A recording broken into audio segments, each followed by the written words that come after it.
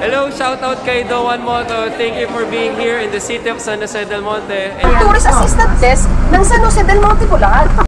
Eto na. Eto na. Abangan nyo. Papuntang Balagbag Mountain. Eto na! Eto na! Wow!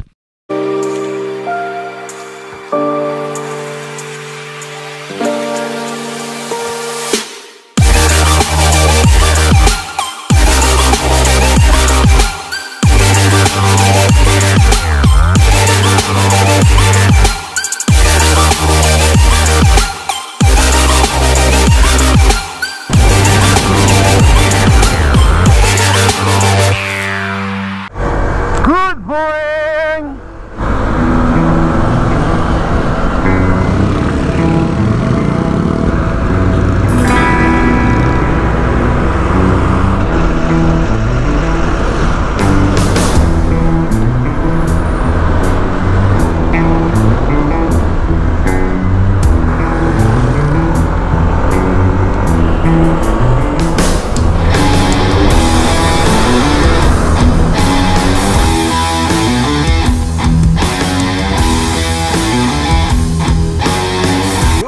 Mga katoba ka naman po sa panibago nating vlog ngayong araw. Ngayon makikita nyo, mas exciting ang gagawin natin. Parang first time lang, no? Kasama natin si Boy first time, saka si Sir Mel at si Just In Case, no? Salamat sa mga tulong nyo sa amin. Itong araw na to, bigyan namin halaga lahat ng mga tinulong nyo sa amin kahapon, day 1. So please, bigyan nyo kami ng chance para patunayan sa inyo na isa na rin kami vlogger dito sa mundo ng mga YouTuber. So, mamaya, abangan nyo. Medyo may problema kami ngayon. Wala pa yung mga kasama natin. Marami pa kami nihintay, mga 12 kami or 14 siguro. Pero tingin ko, matutuloy pa ba to? Abangan nyo sa bahay. Umuwi na kami kasi cancel. Time check 6:18. Ang call time namin is 6 to 6:30. So napakabait ng mayor natin na si Arturo Robes at si Congressman Rida Robes. Yung mga ganitong programa talagang binibigyan nila ng chance yung mga motovlogger at mga ibang vlogger na i-present ng lungsod ng San Jose del Monte, Bulacan. Good morning, this is our day 2. So, sama-sama tayong pumunta sa mga tourist spots dito sa SJDM. SJDM. Yun! Natuloy rin kami. Tuloy rin tayo. Pamakot. Saan tayo pupunta? Dami yan. As in, ilan lang kami, no? 1, 2, 3, 4, 5, 6, 7, 8, 9, 10. Sarap ng pakiramdam na nakakasama mo yung mga idol mo sa pagpo-vlog.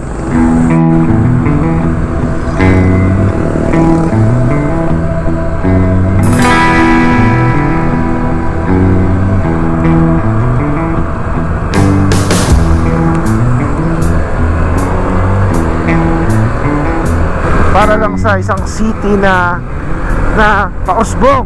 Sabi nga raw the rising star. So tignan natin ang ganda ng Bulacan. Tignan natin kung ano pa ang pwedeng pasyalan dito. So, see you later! Mga katol, tignan nyo.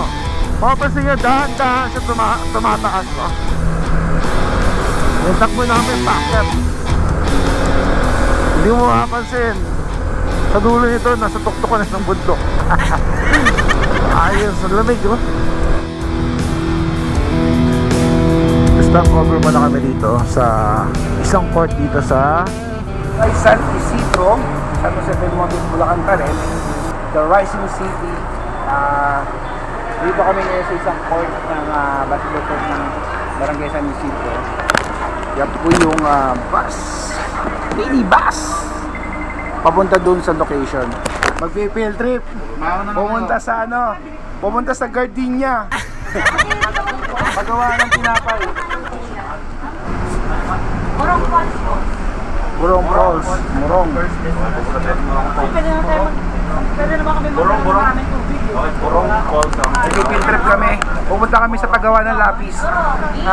Di ko alam kung saan kinukuha yung mga kahoy paggawa ng lapis. Bakit ko isang Boracay lang? Ito na nga. Makalipas ang 15 minutos ay narating na rin natin ang tourist assistant desk ng San Jose del Monte, Bulacan, na kung saan tayo ay maglilista. Siyempre, mag-face mask na.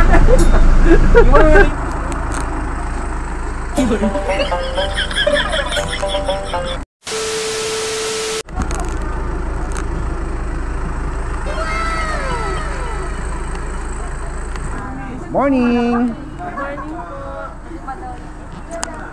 Sobrang babay nila rito. So kailangan muna natin mag-register. Ano yan? Ano yan? Ano yan? Ayuda? Ayuda? Ayuda ba? Ayuda? Tama po ba, ma'am? 0905 7070. Ma'am, 50 pesos lang po. I-check nila yung bag natin kung may mga ayuda. Wait lang po. Napkin ko.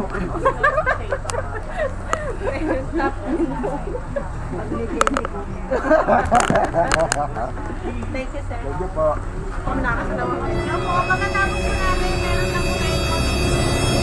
May brief po? Yes po. Meron na tayo may brief. Sorry yata. Kahit po siya sa baba na pwede. Pero sa summit po kasi talaga. Bawal talaga. Iniwasan po kasi natin magkasunod. Kasi, Or in case, pwedeng magpaluto. yes po, yun. Pwedeng Ganun po, ganon. sir. Parang ano lang, camping with paluto. Pwede ba pasok sa loob? Basta lagay ko lang sa bag mo. Yes po. Pakibalik lang po ng basura. A few moments later. Yan. Pag hinika, upo. Pag di kinaya, higa. Pag di kinaya, patay na. Pag di kinaya, higa. Magandang umaga po. Welcome to Burong Falls. Tayo naman, sobrang ganda. Simple pero amazing.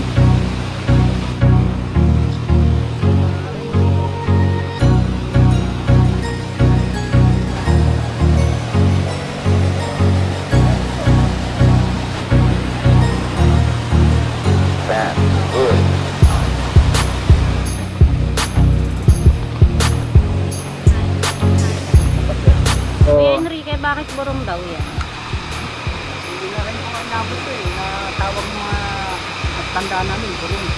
Siguro kaya burong maliit. Maliit na Saka falls. yung, iba yung burong, yung parang umuugong kasi yung sounds niya. Yun yung kataga Parang ng may echo. echo. Alright. Now you know.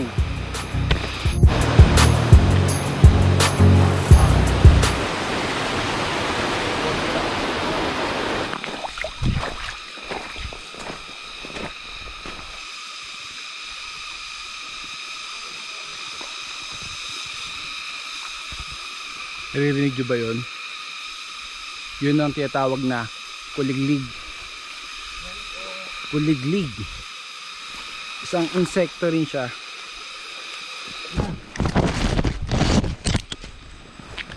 Saka meron siyang cameraman.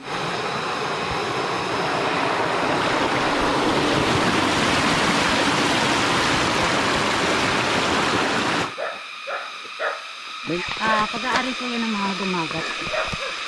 So, yung may-ari po, ginagawan tanim na yan. So, kaya binabakuran para hindi pasukin yung ibang. May ibang tao. Tanim man po nila yan. Yung Kaya- gumagat po, yung katutubo na dito naninirahan sa atin. Locally, Dumagat.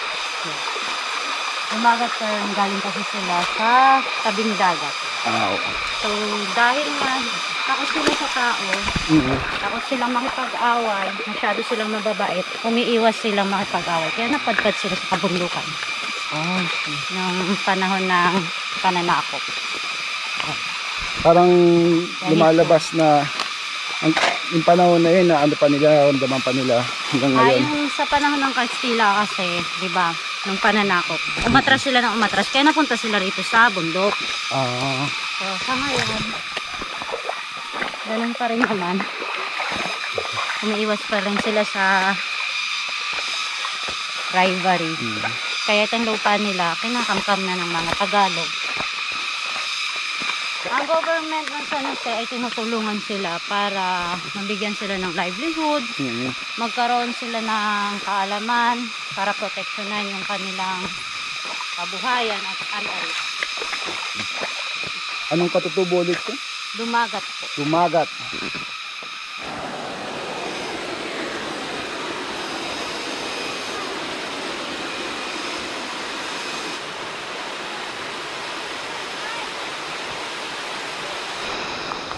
Yun o. Nandito na tayo sa pangalawang falls. Ang tinatawag na 88. 88. Tandaan nyo yung kaninang falls is Borong. Kaya nandito tayo sa 8 falls o 88. Bakit? Bakit ka ba?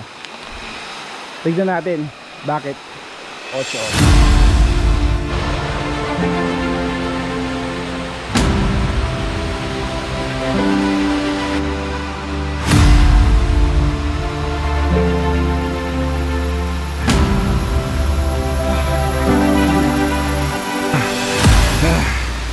So mga katol, ito makikita nyo, nandito tayo sa gitna ng falls, 88 falls.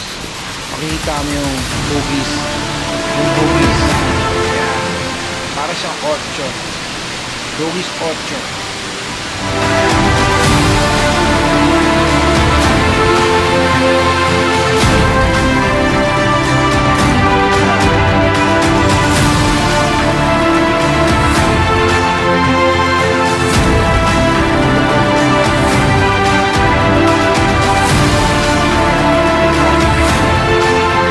Shoutout naman!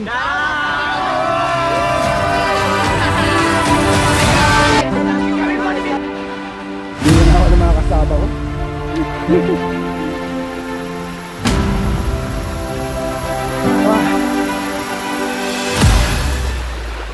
Pagod.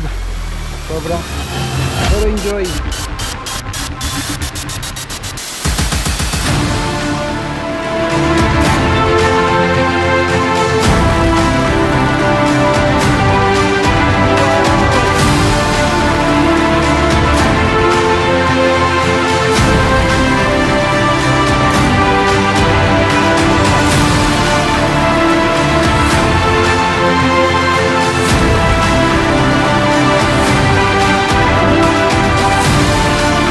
So anong tawag sa falls na yun, ma'am?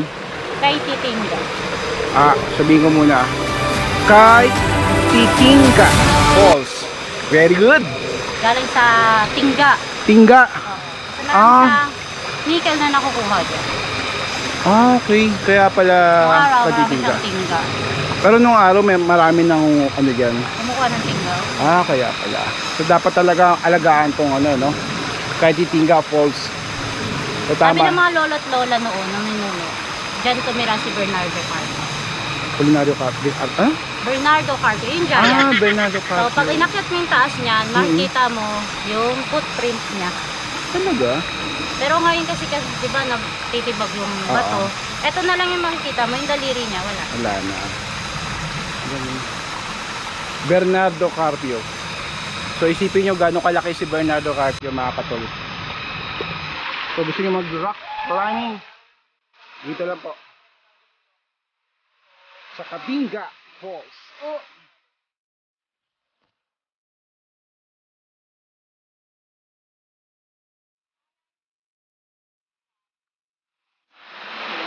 Welcome to Katitinga Falls.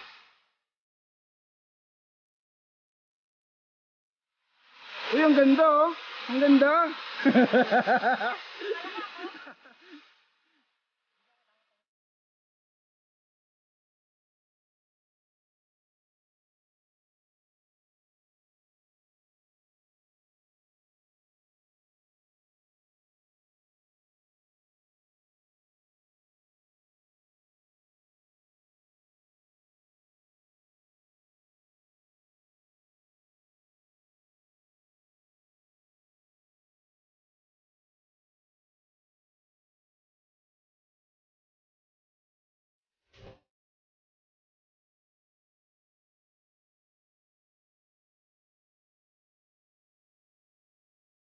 So kayo na lang po ang hinihintay mga katol. Hindi, baka naman hindi tao, pumatay din. Kain po tayo, kain. Kain! Kain. Baka nakagat ng ahas. Kain po. Oh. Ah.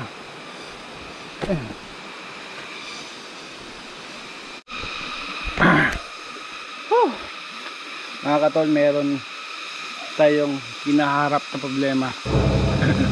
Ito. Hello. Buti lang si Kuya Enrique. Alam mo na, maabilidad. Alam pag nasa mga ganitong sitwasyon ka, kailangan maabilidad ka na Kuya Enrique. Mga ano kaya to? Mga ilang kilometro kaya tatagal nito? Ay! Putol. Putol po.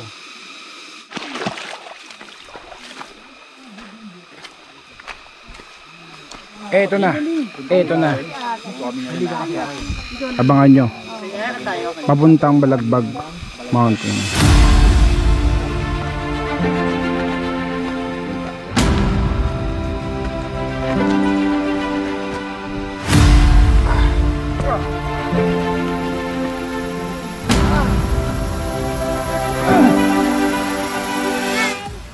Pangalan nyo? James. Si? Popo, James, saka si Paul. Ito pala ang barbecue steak. Kaya kayo mga nag-aano dyan sa Maynila, ha? Tibit-tibirin nyo yung barbecue steak. Pero kahirap gumawa yan sa isa.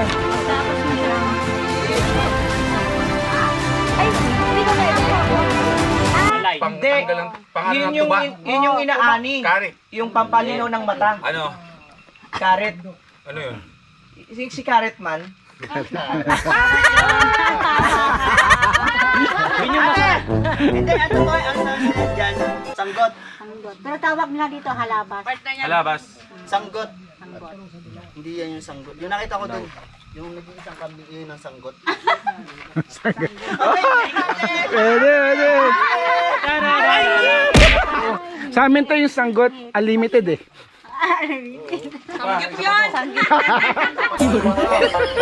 yung partner ng samgyup? Tol, dadagdagan na. Dadagdagan na.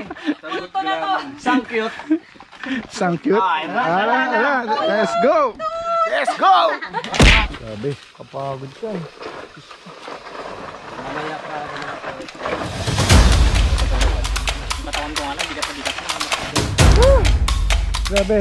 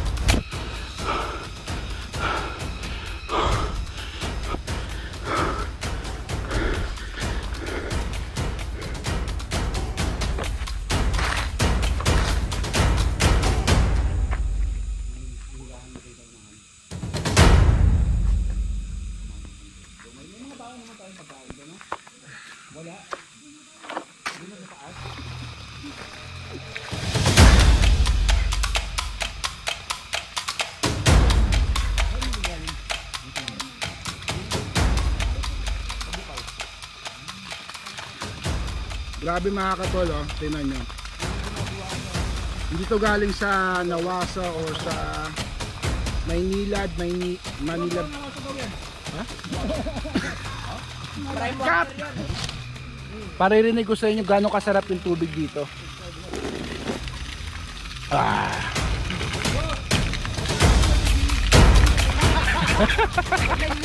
Woo! Ah! Woo!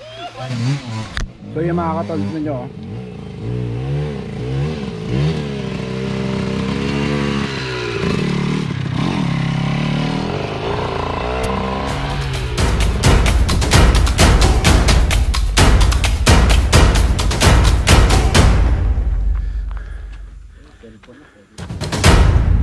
pahingi isang Sprite kaya? Pagod. Kape. Kape.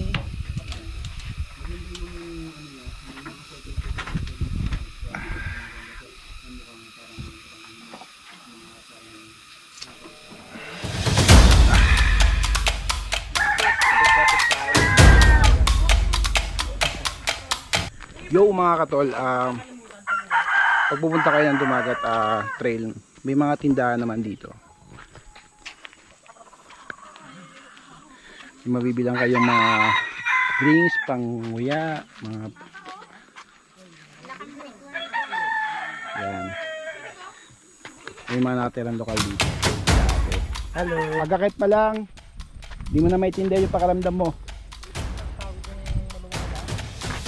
Sobra. So abangan nyo, malapit na. Papakita ko sa inyo ang buong Luzon. Hindi Bisaya, hindi Mindanao. Buong Luzon. Okay? Abangan nyo.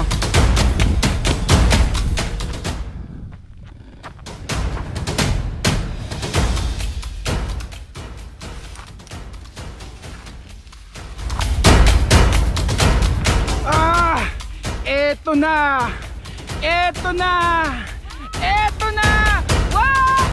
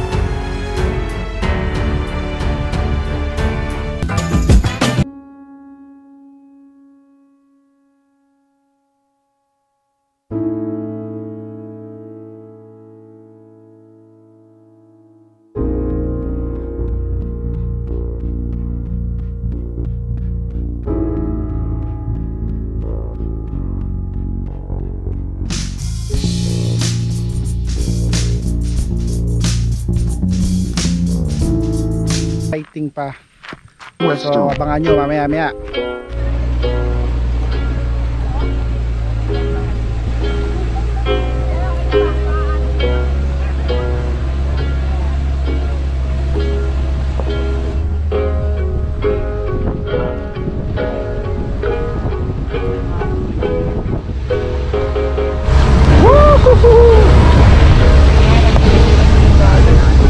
Thank you Sir Enrique sa pagkabay sa amin.